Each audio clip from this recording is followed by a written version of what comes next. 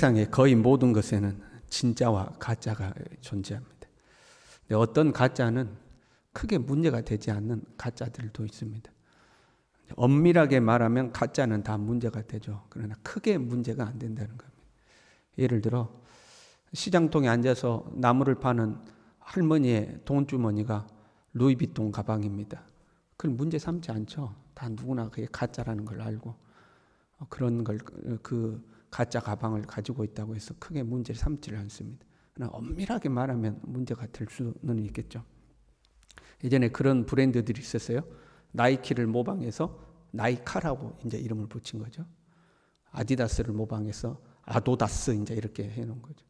디자인을 모방하고 이름만 조금 바꾼 거예요. 그걸 크게 문제 삼지를 않습니다. 진짜 문제되는 것들은 따로 존재하죠. 가짜를 진짜라고 팔면 문제가 되죠. 가짜인데 이건 진짜입니다. 이렇게 팔면 문제가 되죠. 근데 가짜인데 가짜라고 하면 엄밀하게 말하면 문제지만 크게 문제는 되지 않습니다. 가짜 약을 진짜라고 생각하고 먹으면 문제가 되죠. 진짜가 아닌 것을 진짜라고 팔면 이 땅 제 거 아닌데 제 겁니다 그러고 팔면 이제 사기가 성립되는 거 아닙니까? 크게 문제가 되는 것이 있습니다. 그리고 무엇보다도 진짜로 심각한 문제가 있는데 교회를 다녔는데 가짜면 이건 진짜 심각한 겁니다. 단순히 벌금 물고 끝나는 게 아니잖아요. 우리의 영혼이 걸려있는 문제이기 때문에 교회를 열심히 다녔어요. 근데 본인이 가짜였다. 그러면 큰 문제죠. 성경에는 진짜와 가짜가 구별된다고 기록하고 있지 않습니까? 우리가 진짜인가 아는 방법, 지금 요한복음 15장에서부터 쭉 설명하고 있는데 진짜인지 확인하는 첫 번째 방법은 열매를 확인하는 거죠. 예수님은 참 포도나무고 우리는 가지 아닙니까? 예수님이 참 포도나무니까 우리는 참 포도나무, 그냥 포도 말고 참 포도나무 열매를 맺으면 되는 거죠. 그리고 그 참 포도나무 열매란 예수 그리스도의 열매를 말하는 거죠. 예수님이 참 포도나무니까 우리는 예수님의 열매를 맺으면 됩니다. 구체적으로 한 가지, 두 가지의 열매를 의미하는 것이 아니고 예수님을 믿었기 때문에 내 삶에 나타나는 모든 변화가 열매라고 할 수 있는 거죠. 그리고 예수님의 열매를 맺는 방법은 예수님 안에 거하는 것이었고 예수님 안에 거하는 것은 예수님의 계명을 지키는 거고 예수님의 계명은 그냥 계명이 아니고 새 계명이죠. 새 계명을 우리에게 주셨는데 예수님이 우리를 사랑한 것처럼 우리도 서로 사랑하는 거였습니다. 그리고 이제 계속해서 주님이 말씀하시는데 진짜인지 확인하는 또 하나의 방법이 기록되어 있습니다. 하나는 열매가 있느냐 하는 거죠. 또 하나는 세상과 융화되지 않는다는 겁니다. 진짜 예수님의 가지는 세상이라는 나무와 붙지가 않는다는 거죠. 우리가 참 포도나무의 가지이기 때문에 다른 나무 가지, 세상이라는 나무 가지에 우리를 아무리 붙이려고 해도 이게 접붙임이 안 되는 거죠. 19절에요. 너희가 세상에 속하였으면 세상에 자기의 것을 사랑할 것이나 너희는 세상에 속한 자가 아니다. 우리가 세상에 속하지 않았기 때문에 안 맞는 거죠. 그리고 세상도 우리를 별로 좋아하지 않는 거예요. 사랑하지 않는다는 거예요. 우리가 세상 속에서 살아가잖아요. 근데 세상과 우리 사이에 어느 정도 경계가 존재하는 겁니다. 어느 선을 넘어서면 거북스럽고 어색하고 안 맞는 것이 우리에게는 존재하는 거죠. 가령 어떤 모임에서 회식을 갔다고 해봐요.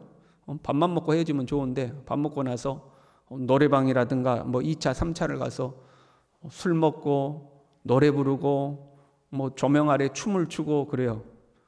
그럼 우리는 그게 불편하죠. 안 맞습니다. 어쩔 수 없이 어떤 공적인 임무를 띄워서 어쩔 수 없이 그런 자리에 가서 앉아 있는다 할지라도 너무 불편한 거죠. 빨리 끝났으면 좋겠다. 그리고 나 좀 시키지 않았으면 좋겠다. 이런 마음이 드는 거죠. 근데 만약에 그런 자리에 갔는데 내가 너무 즐거워. 너무 막 해피해. 그리고 오늘 너무 재밌었어. 그럼 내가 뭔가 문제 있다 이 말이에요. 예수 믿는 사람으로서 세상과 너무 내가 잘 맞아. 그러면 이제 내가 뭔가 문제가 있는 거죠. 세상과 안 맞는 것이 정상이에요, 우리는. 간혹 어떤 분들은 이런 이야기 하죠. 교회 다니는 사람들하고 어울리면 재미가 없어. 안 다니는 사람들하고 어울려야 재미있다니까. 그거 자기가 이상한 거예요, 그러면. 나는 교회를 다니는데 교회 다니는 성도들과 어울리면 재미가 하나도 없고 불신자들과 어울리면 내가 너무 재밌어. 그럼 자기가 뭔가 문제가 있는 거죠. 그렇잖아요. 성도와 하나님의 백성들과는 안 맞고 세상 백성들과는 잘 맞으니까 자기가 뭔가 이상한 거죠. 세상과 우리는 잘 안 맞아요. 그리고 더 나아가서 세상은 예수님을 제대로 믿는 사람들을 미워하게 되어 있다는 겁니다. 19절 하반절에 보면 도리어 내가 너희를 세상에서 택하였기 때문에 세상이 너희를 미워하느니라. 그냥 안 맞는 정도가 아니라 세상이 우리를 미워한대요. 20절에는요. 종이 주인보다 더 크지 못하다. 그러니까 종이 주인보다 더 크지 못하지 않느냐. 주인인 내가 박해를 받았으니 너희가 박해받는 것은 당연한 거다. 세상이 너희를 미워하고 한 걸음 더 나아가서 세상이 너희를 박해한다. 그건 당연하다는 거예요. 살면서 우리 이런 거 경험할 때 있잖아요.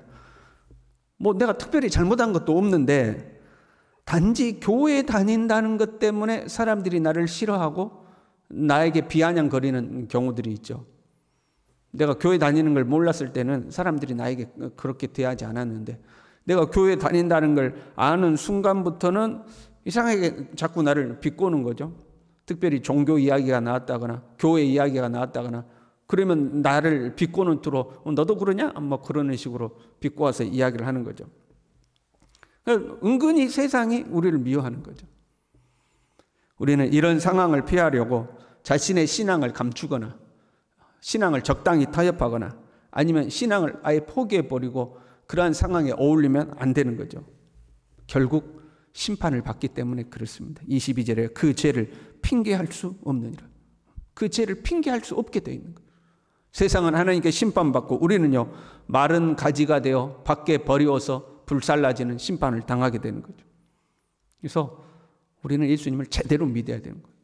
어중간하게 물에 물 탄 듯 술에 술 탄 듯 이것도 아니고 저것도 아니고 교회에도 잘 어울리고 세상에도 잘 어울리고 두루두루 잘 어울리게 그렇게 믿어서는 안 되는 거죠. 나를 미워하고 나를 핍박할지라도 우리는 믿음의 정도를 지키며 가야 되는 거죠. 더 심각한 상황도 있어요. 16장 2절부터 보면 사람들이 너희를 출교할 뿐 아니라 때가 이르면 무릇 너희를 죽이는 자가 생각하기를 이것이 하나님을 섬기는 일이라 하리라. 하나님을 섬기는 일이라 한다고 했잖아요. 그러니까 하나님을 믿는다는 사람들이 하나님을 믿는다는 사람들이 우리를 핍박한다는 거죠. 물론 이제 유대교 아래 예수님을 믿었던 제자들에 대한 핍박의 상황이죠. 우리는 그 모양이 조금은 다를 수가 있죠. 안 믿는 사람들이 핍박하는 것이 아니라 믿는 사람들이 우리를 핍박하는 거죠. 그러니까 제대로 안 믿는 사람들이 제대로 믿는 사람들을 핍박한다는 거예요.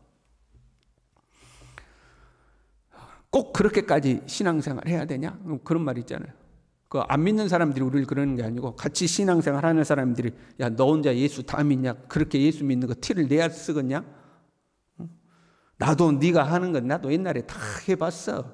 그런데 그렇게까지 할 필요 없어. 적당히 합시다. 적당히 그런 거죠. 제대로 해보려고 하는 사람을 적당히 하는 사람이 핍박하는 거죠. 쫓아내고 죽이기까지 한다 이렇게 되어 있어요. 제자들은 다 순교했지 않습니까? 사도 바울도 예수님 만나기 전까지는 예수 믿는 사람들을 핍박하는 것이 하나님의 일이라고 생각하고 열심을 했거든요. 우리 기독교 역사를 보면요. 분열의 역사입니다. 기독교 역사는 어떻게 보면 분열의 역사죠. 싸우고 갈라지고 그렇죠. 현대에도 그런 일이 많지 않습니까? 그 분열하는 경우들을 들여다보면 크게 이렇게 나눌 수가 있습니다. 가짜들, 그러니까 제대로 믿지 않는 사람들이 득세해서 교회를 장악을 하죠. 교회의 중심 세력이 되는 겁니다. 그래서 진짜 예수님을 믿는 성도들 또는 진짜 제대로 예수님을 믿어보자고 하는 목회자들 이런 사람을 핍박하는 거죠. 왜 꼭 그렇게까지 하냐는 거죠. 그러면 이제 그룹이 나눠지지 않습니까?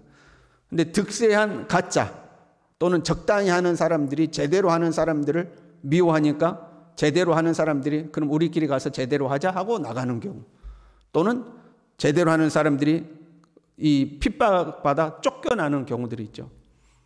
이게 반대의 경우가 있습니다. 제대로 하는 성도들이 그래도 더 많아서 그걸 끝까지 견디고 이겨내서 제대로 안 한 사람들이 나가는 경우 이런 경우가 있죠. 물론 다양한 경우들이 있지만 예수님을 제대로 믿어보고자 하는 사람들, 뭐 이 정도 하면 되는 거 아니냐, 대충 하는 거 아니냐, 이런 경우들, 이런 경우들에 의해서 나뉘는 거죠. 예수님을 믿는 사람과 안 믿는 사람에 의해서 교회가 나뉘는 건 아니지 않습니까? 이게 분열의 역사가 그렇게 되어 있는 거죠. 그러면 우리가 이런 고민을 해볼 수 있죠.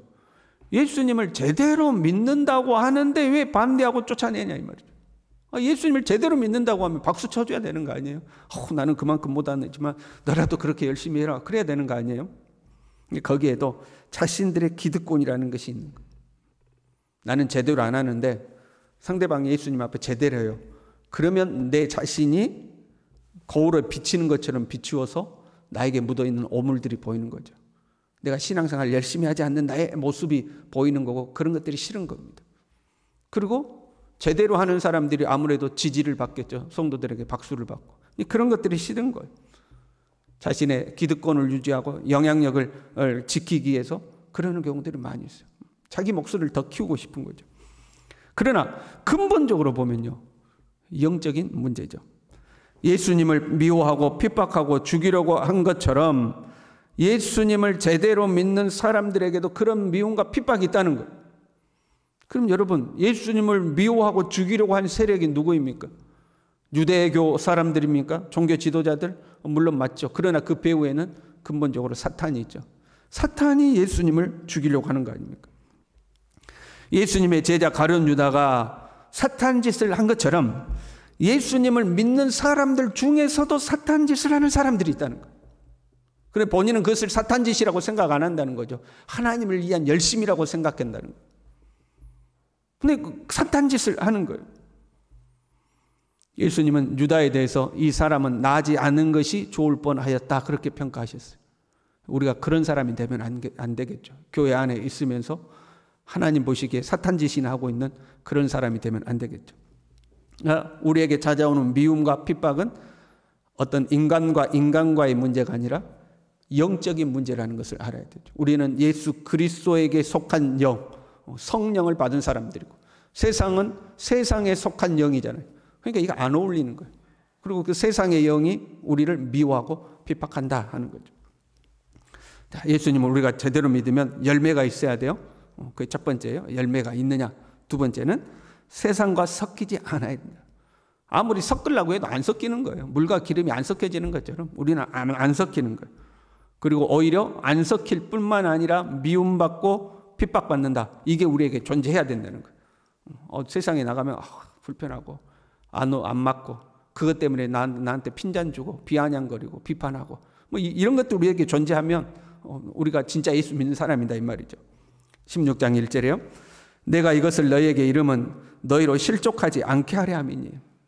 그러니까 여러분, 세상 속에서 미움받고 핍박받고 어려움받아요. 그러면 나 하나님 잘 믿는데 나한테 이런 미움과 핍박이 있지, 그렇게 생각하지 말라는 거예요. 자연스러운 것이다. 당연한 것이다. 내가 너에게 미리 말하는데 그런 핍박과 미움이 오면 이상하게 생각하지 말라는 거예요. 오직 너희에게 이 말을 한 것은 너희로 그때를 당하면 내가 너희에게 말한 이것을 기억나게 하려 합니다. 미움과 핍박과 세상에서 불편함이 찾아오면 예수님 말씀 기억하라는 거.